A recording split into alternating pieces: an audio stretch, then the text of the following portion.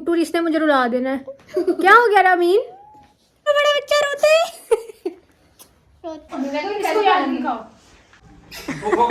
अब्दुल्ला। अस्सलाम वालेकुम, कैसे आप सब लोग? I hope you all are fine and today is 23 March और आज हमारी फ़्लाइट है और बस इफ़्तार के बाद हम लोगों ने निकल जाना है। इफ़्तार में भी कोई आधा घंटा रह गया तो जल्दी से पहले इफ़्तार करते हैं, उसके बाद फिर तैयारियाँ शारियाँ करेंगे। वैसे पैकिंग शैकिंग तो सब डन हो चुका है, उसका व्लॉग भी मैंने अभी एडिट करके लाइव कर दिया है बिकॉज मुझे ये था कि जाने से पहले पहले मैं ये वाला काम कर देती हूँ और उसके बाद फिर मैं तैयारी स्टार्ट करती हूँ और फिर बाकी जो भी अपडेट्स होंगी वो मैं आप लोगों के साथ शेयर करती रहूँगी। आजकल ये वाले ज्वेलरी पीसेस बहुत ट्रेंडिंग हैं तो ये मैंने ले लिए हैं साथ, बस ये पैक करने वाले रह गए हैं तो ये मैं हैंड करी में रख ले। तो ये और ये हमारी इफ्तार रेडी और हमारे कपड़े भी आ चुके हैं टेलर से, वो भी मैं आप लोगों को दिखाती हूँ। अभी बस वो देने ही आए हुए हैं तो मैं दिखाती हूँ ईद का जो ड्रेस आया है। तो ये 2 ही क्रेप्स पड़े थे, हमने सोचा जाते जाते इनको भी ख़त्म करते जाते हैं, फ्राइड जो भी चीज़ें थी ना, और ये वाले भी। ये जनाब हमारे ड्रेसेस स्टिच होके आ चुके हैं, ये भाभी का ड्रेस है। डिटेल्स में आप लोगों को बाद में दिखाऊंगी, भी बस हम लोग रखने की कर रहे हैं क्योंकि 2 घंटे में हमारी फ़्लाइट है तो बस हमने इनको अपना पैक करना है। ये देखें इसमें मेरा भी ड्रेस है तो यूँ ही हम लोग इसको रख देते हैं हैंड कैरी में अब, क्योंकि बाकी ये हैंड कैरीज हमारे पास है इनके अंदर स्पेस बाकी नहीं है अब। So here I am ready, अभी बस हम लोग निकलने वाले हैं। रामीन मिर्ज़ा भी आ चुकी हैं रामीन बैग लेके नीचे जा रही है, खाला को सर्विसेज प्रोवाइड कर रही हैं आप आज। आर यू हैप्पी और सैड? इस बार ईद आप लोगों की अकेले होगी, बताओ। रामीन बहुत सैड है, रामीन इधर देखो ना, बताओ आर यू हैप्पी और sad that we are going? Abish Fatima भी जा रहे हैं, अम्मी भी जा रहे हैं। क्या हो गया? ओ मेरा बेटा इतना प्यारा। ना रामीन रोना नहीं है, हमने तो आ जाना जल्दी जल्दी, है ना इर्ज़ा, हमने आ जाना ना। ये देखो ज़रा, ऐसे तो मुझे रोना नहीं आना था क्योंकि हम लोग तो बस विजिट पे जा रहे हैं और ये देखो ये क्यूट इसने मुझे रुला देना है। क्या हो गया रामीन? ये देखो सब लोग कहेंगे रामीन इतना बड़ा बच्चा रोते रोते तो नहीं है। ये देख ये लड़ती भी मुझसे सबसे ज्यादा। अरे फिर क्यों रो रही हो? अब रोई जा रही है, पहले लड़ती थी अब रो रही है कि खाला जा रही है। बेटा हमने तो जल्दी से आ जाना ईद के फौरन बाद। चलो आप नीचे चले, इतना बड़ा हो गया फिर भी रोता रहता है रामीन है। फिर से मिलो, इन्होंने मिल लिया था लेकिन फिर से मिलना हमने क्योंकि वीडियो नहीं बनी। चलो ईद मुबारक। ये लो इज़ा ये आपकी ईदी है। रामीन आप भी ठहरो मैं भी दे रही हूं। रामीन ये मेरी तरफ से भी दी। Thank you. और ये नूर फातिमा की आप पकड़ रही हूँ के बीच में, ये ना शक्लें भी आ गई। चलो चलो। अस्सलाम वालेकुम, कैसे हैं आप सब लोग? I hope you all are fine. तो बहुत लोगों को मेरे इस व्लॉग का वेट था, जब से मैंने बताया था कि हम लोग जा रहे हैं जापान तो बहुत से लोग कह रहे थे कि आप कब जाएंगी, और हम बहुत एक्साइटेड हैं वहाँ के व्लॉग्स देखने के लिए।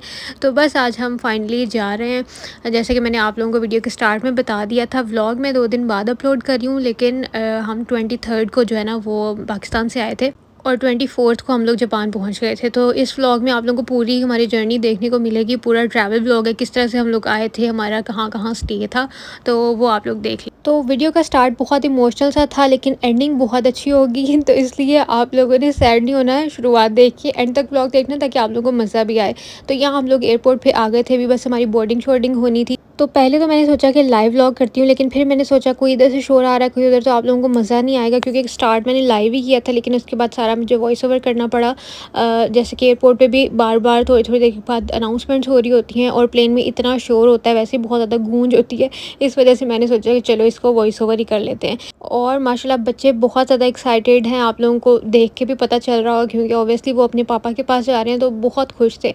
और मैं आबिश के साथ यहाँ पर लड़ रही थी जानबूझ के, मैं इसको कहती थी मैंने विंडो सीट पे बैठना है, आबिश करती मैंने विंडो सीट पे बैठना है। तो हमने फिर आपस में आपसी सहमति से डिसाइड ये किया कि थोड़ी देर वो बैठ जाएगी थोड़ी देर मैं बैठ जाऊँगी, लेकिन फिर मैं ही बैठी थी क्योंकि बच्चों ने तो सारा सफ़र जो वो सो सो के ही गुजारना होता है। तो हमने सामान वगैरह भी रैप करवा लिया था, बोर्डिंग भी हो गई थी, अब हम आके लाउंज में बैठ गए थे। हमने सोचा कुछ खा लेते हैं क्योंकि इफ्तार में इतना जल्दी जल्दी में हड़बड़ी में कुछ खाया नहीं गया था। तो फिर हम लोगों ने सैंडविचेस ऑर्डर कर दिए और साथ में फ़्राइज़, बच्चों ने बोला था और नगेट्स का बोला था, और मैंने जो है ना वो चाय भी नहीं पी थी इफ्तार के बाद, तो फिर मैंने सोचा कि मैं चाय ले लेती हूँ। यहाँ भाभी जो है ना वो चला के देख रही थी कि किसी एक हैंड कैरी को वो चेक कर रही थी कि वो प्रॉपर्ली चल नहीं रहा था, लेकिन ये बिल्कुल ठीक था। और यहाँ आपने मेरी भाभी का भी जो मुंह देखा है वो इस वजह से था क्योंकि उनको पता ही था कि मैं उनकी वीडियो बना रही हूँ। फिर यहाँ पे वो मुझे कह रही थी कि हमारी कुछ पिक्चर्स वगैरह ले लो, और ये बस पिक्चर्स हमने लेके थोड़ा टाइम पास किया क्योंकि लाउंज में आपको पता है बैठ के वेट करना थोड़ा मुश्किल होता है। लेकिन हमारी फ़्लाइट थी 11:45 की और वो बहुत जल्दी लग गई थी, मतलब 10:45 पे प्लेन बिल्कुल रेडी था और लास्ट अनाउंसमेंट जो है ना वो 11 बजे हुई कि बस अब आप लोग आ जाएं। और हम लोग को लग रहा था कि मतलब अनाउंसमेंट तो होती रहती है लेकिन लोग सब थोड़ा टाइम लेके जाते हैं क्योंकि ऑब्वियसली जब फ़्लाइट ने ही मतलब उसका टाइम ही 11:45 का था, तो इसलिए हम लोग बैठे रहे, लेकिन एंड पे जाने वाले हम ही लोग थे। तो हम लोग जैसे ही गए हैं तो उसके 5 मिनट के बाद बस हमने वहाँ से फ़्लाई कर लिया था और तकरीबन 11:20 पे हम लोग हवा में थे। वैसे भी थाई एयरवेज़ पे इतना रश नहीं होता जब पाकिस्तान से जाती है ना, आगे जब कनेक्टिंग फ़्लाइट्स होती हैं ना थाई से जापान जाने के लिए, तो वहाँ पे काफ़ी सारी फ़्लाइट्स आई होती हैं जिसकी वजह से फिर तो बहुत ज़्यादा रश होता है। जाते हुए हम लोग बहुत रिलैक्स होके गए थे, मतलब जब हम थाई से पाकिस्तान जा रहे थे ना तब हम लोग बहुत रिलैक्स थे और आराम से आप लोग सीट्स पे लेट लेट के जा सकते थे। तो अभी हम लोग प्लेन में एंटर हो रहे हैं, तो लेकिन थाई से जब जापान जा रहे थे तो इतना ज़्यादा रश था। अच्छा, प्लेन में मेरा दिल बहुत ज़्यादा ख़राब होता है और मैं उस चीज़ से डर रही थी, लेकिन मेरा वो वाला क्योंकि शायद इतनी कंजेशन तब नहीं थी, लोग कम होने की वजह से प्लेन में जब हम पाकिस्तान से थाई गए हैं तो तब मेरी इतनी तबीयत ख़राब नहीं हुई। लेकिन उसके बाद जो अगला रास्ता था ना जो था भी लंबा, क्योंकि यहाँ से हमें थाईलैंड जाने में तकरीबन 4.5 घंटे लगते हैं, लेकिन इन्होंने हमें पौने 4 घंटे में पहुँचा दिया था इतनी जल्दी। एक तो हमारी फ़्लाइट भी जल्दी लगी थी और जल्दी पहुँचा भी दिया था,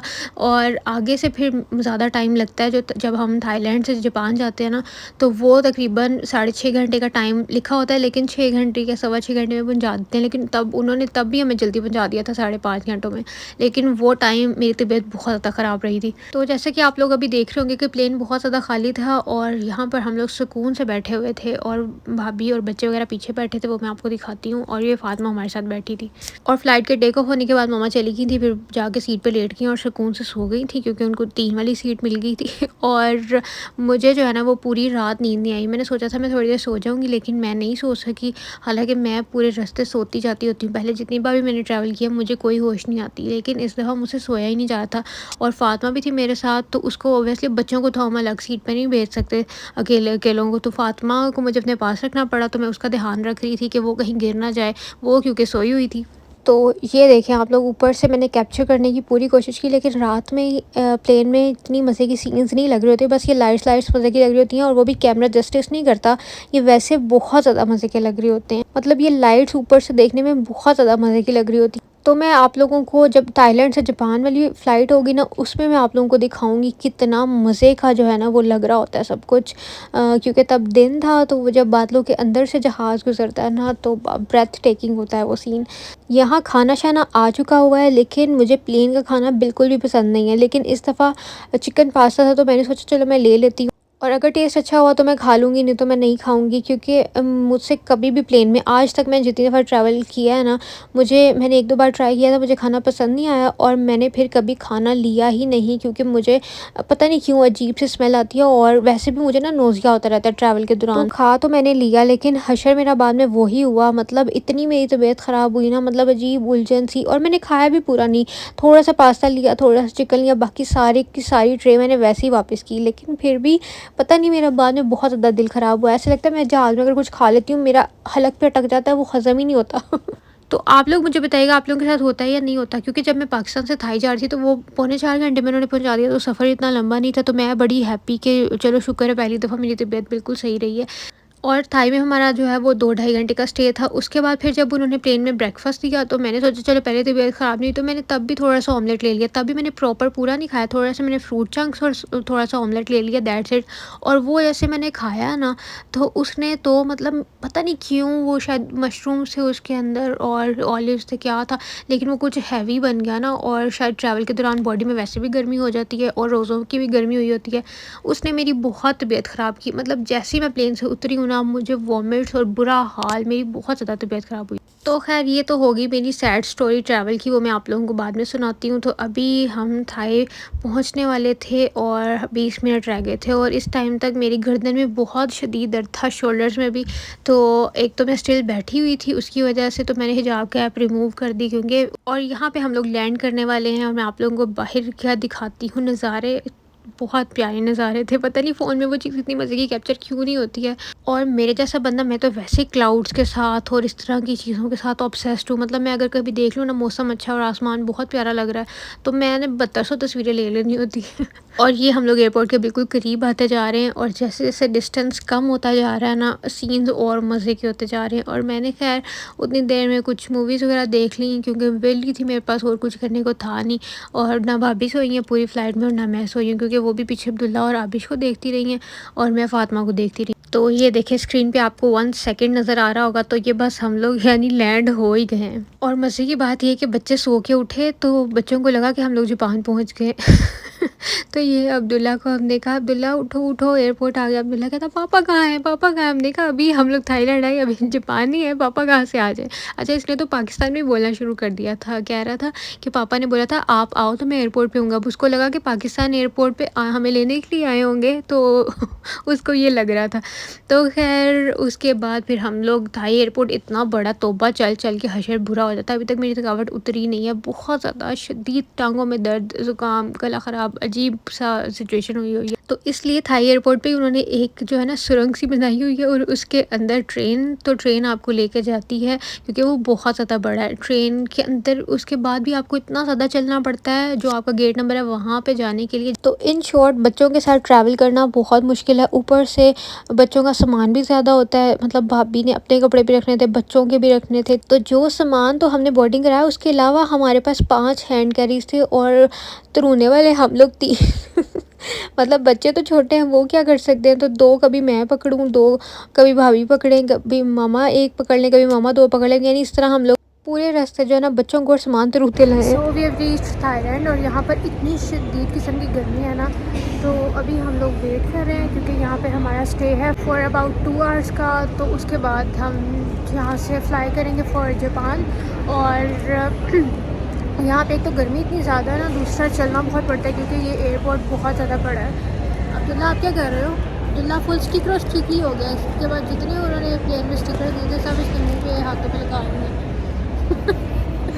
फातिमा ने तो प्लेन में खूब नींद पूरी की है और यहाँ पर जो है ना वो दिन हो गया है तकरीबन, यहाँ पे 6:30 हो रहे हैं। तो ये देखिए बाहर दिन निकल रहा है।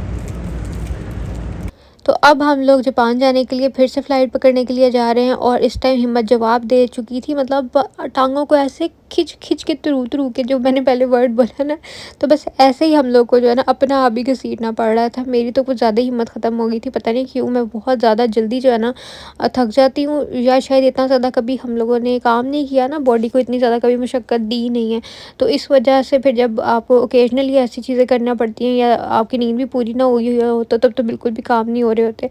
और यहाँ पर फिर अब्दुल्ला जो है ये बैठा हुआ था। बच्चों को भी तो किसी न किसी तरीके से इनको भी आरे लगाना होता है। तो यहाँ पे हम इनको झूले शूले दे रहे थे। ये हमारा प्लेन है जिसमें हमने फ़्लाई करना है, तो वो लग चुका था, बस उसकी प्लेन की सफाइयाँ ये सब चीज़ जो भी मेंटेनेंस के लिए होता है वो चल रही थी क्योंकि फ़्लाइट से पहले आपको पता है ये सब चीज़ें तो करते ही हैं। उसके बाद एकदम हमें इतनी ज़्यादा प्यास लगी और पानी भी एयरपोर्ट पे नहीं लेके आने देते। हमारे पास थोड़ा सा था जो पिछली फ़्लाइट में मतलब उन्होंने सर्व किया था ना, तो मैंने एक बॉटल रख ली, लेकिन उन्होंने फिर से अंदर आने नहीं दिया। तो इसलिए फिर यहाँ पे हमने पानी लिया और ये पानी और एक बॉटल हमें 3000 की पड़ी, पाकिस्तानी 3000, थाई के बात और पाकिस्तानी 3000 अगर हम उसको कन्वर्ट करें ना तो वो बनते हैं। एयरपोर्ट पे आप लोगों को पता है वैसे ही चीज़ें बहुत महंगी होती हैं, आग लगी होती है चीज़ों को। और मैंने आते हुए जो है ना अपनी बहन को बहुत याद किया, जो मेरी बहन यूके में है ना, अपनी निका। मैं लास्ट टाइम जब जापान आई थी ना तो उसके साथ आई थी, मामा के साथ मैं पहले भी आई हुई हूँ। तो मुझे वो सारे सीन्स याद आ रहे थे। हम लोग ना तब PIA में आए थे, तो हमारा जहाज़ जो है ना उसमें बहुत ज़्यादा टर्बुलेंस आ गया एकदम। तो हमें जो है ना वो इतना डर लग गया, हमने कहा हाय अल्लाह अब हम क्या करेंगे, यहाँ तो बैठे भी सारे चाइनीज़ हैं, मतलब कोई अल्लाह का नाम लेने वाला भी नहीं। तो हमने इतने तब जो है ना फटाफट दुपट्टे लिए और कोई ना कोई जो मुंह में आए दुआएं पढ़ते गए। खैर वो तकरीबन 15 मिनट बाद वो टर्बुलेंस जाके प्रॉपर्ली जो है ना वो ठीक हुआ था, वरना हम लोग बहुत ज़्यादा डर गए। और अब हम लोग प्लेन में बैठ चुके हैं and this time Abish is sitting with me, क्योंकि पहले फातिमा की बारी थी तो अब आबिश की बारी थी। इस टाइम मैंने आप लोगों को बोला ना, इतना ज़्यादा रश था कि हमें सीट्स भी अलग अलग मिली हैं। मैं और आबिश यहाँ बैठे थे, भाभी और अब्दुल्ला और फातिमा कहीं और बैठे थे और मामा मेरी कहीं और बैठी हुई थी अकेली। तो वो सीट वैसे मेरी थी जो अकेली वाली थी ना, लेकिन वो मैंने मामा को वहाँ भेज दिया और मैं आबिश के साथ बैठ गई। और ये थाईलैंड का जो मैं आप लोगों को बताई थी ना, एयरपोर्ट बहुत बड़ा है। तो यहाँ से आप लोग देखें, ये बहुत बहुत ज़्यादा बड़ा है। इसके अंदर घूम के ना बस आपकी टांगें ऐसी जवाब देती हैं ना, मतलब आपको भी आने का पता चलना चाहिए ना कि तुसी आगे ट्रैवल किया है। तो दिस टाइम आई डिसाइडेड कि मैं तब तक रिकॉर्ड करती रहूँगी, छोटे छोटे बिट्स में चाहे रिकॉर्ड करूँ। 10 मिनट तो जहाज़ की इसके खानदार अंदर रनवे थे। लेकिन मैंने फिर भी जो है ना छोटे छोटे क्लिप्स रिकॉर्ड किए हैं। और मैंने सोचा कि मैं आप लोगों को तब तक दिखाऊंगी जब तक ये टेक ऑफ नहीं कर जाता। मतलब 10 मिनट्स वो जब पूरा रेंगता रहता है ना, ऑब्वियसली उनका एक ट्रैक है, उसके बाद फिर जब वो स्पीडें पकड़ता है ना एकदम से, तो वो मैंने सारा रिकॉर्ड किया। अभी आप लोगों के सामने वो आएगा तो देखना, वो बड़ा सेटिस्फाइंग और मज़े का सीन लगता है। तो मैं इसलिए रिकॉर्ड करती जा रही थी। मैंने कहा चाहे थोड़ा सा लंबा हो जाए व्लॉग, लेकिन देखने में बहुत मज़े का लगेगा। तो ये बच्चा भी मेरी तरह जो है ना वो बाहर ही मुँह लगा के बैठा हुआ था। तो मैं काफ़ी देर बाहर देखती रही हूँ। ये देखें अभी पकड़ियाँ स्पीडें और हम अचानक से होंगे हवा में। तो ये सीन रिकॉर्ड करने के लिए ना मैंने इतनी देर फ़ोन को होल्ड कर ही रखा क्योंकि ऑब्वियसली 10-15 मिनट तो लगते ही लगते हैं, लेकिन मुझे इस सीन को रिकॉर्ड करना था। तो इस वजह से मैंने छोटे छोटे सारे क्लिप्स रिकॉर्ड किए ताकि मैं आपको ये एन मौके पे दिखा सकूं। और ये है, ये एक अनकट सीन है ये वाला जो है ना, वो जैसे ही उसने फ्लाई किया ना, फिर कैसे थोड़ा थोड़ा ज़मीन से ऊपर जाता है, फिर बादलों के दरमियान से गुजरता है और फिर इतना ऊपर चला जाता है कि ये बादल भी ऊपर से देखो तो बहुत नीचे लग रहे होते हैं। मतलब इंसान सोचने पे मजबूर हो जाता है कि क्या क्या अल्लाह ने चीज़ें इंसानों से करवा दी हैं, क्या क्या अल्लाह ने इस दुनिया में बनाया हुआ है कि हम लोगों ने अभी तक पूरी तरह जो है ना एक्सप्लोर भी नहीं किया हुआ। तो खैर बस ये मुझे बहुत मज़े के लग रहे थे। सीधा छोटे होते मेरे साथ पता है क्या होता था, मैं बादलों के अंदर शक्लें ढूंढती थी, बादलों के अंदर डिफरेंट डिफरेंट चीज़ें बनाती थी। तो आप लोग मुझे बताना, आप लोगों के साथ ऐसे होता था? मतलब मैं ऊपर देख रही होती थी ना जब आसमान की तरफ, तो मुझे ऐसा लगता था कभी उसके ऊपर कुछ लिखा हुआ है। जैसे इंसान सोचता है ना उसको वैसी चीज़ें लगने लग जाती हैं, इसलिए कहते हैं अच्छा गुमान करना चाहिए। तो फिर आपके साथ वैसा ही होता है जैसा आप गुमान करते हो। इस्लामिक पॉइंट ऑफ व्यू से भी आप लोगों को बात पता ही है कि जिस तरह से आप अल्लाह को गुमान करते हो आप वैसे ही अल्लाह को पाते हो। तो यहाँ पर एक हमारे साथ मैडम अंग्रेज़नी बैठी हुई थी क्योंकि हमारी सीट इनके साथ थी। और यहाँ पे मैं इतनी ज़्यादा एग्जॉस्ट होकर बैठी हुई थी ना कि मेरी बस हो चुकी हुई थी। और उसके बाद फिर अब मैंने आप लोगों को टाइम दिखा दिया स्क्रीन पे, 30 मिनट्स रह गए, हम जापान पहुँचने वाले हैं। तो इस दौरान जो है ना 5-5.5 के घंटों के दरमियान मैं तकरीबन 1 घंटा सोई हूँ। और उस पर मुझे आबिश ने हिला दिया, कहती पप्पा मुझे वॉशरूम जाना है। मैं कहा चल भी कुड़ी तेनू मैं लेके जाऊँ। तो ये जी हम जापान में एंटर हो गए, जैसे कि आप लोगों को नीचे समुंदर देख के आइडिया हो रहा होगा। तो बस अब आहिस्ता आहिस्ता जब आधा घंटा रह जाता तो आहिस्ता आहिस्ता आप लोगों को पता है जहाज़ में नीचे जाना होता है एयरपोर्ट के करीब।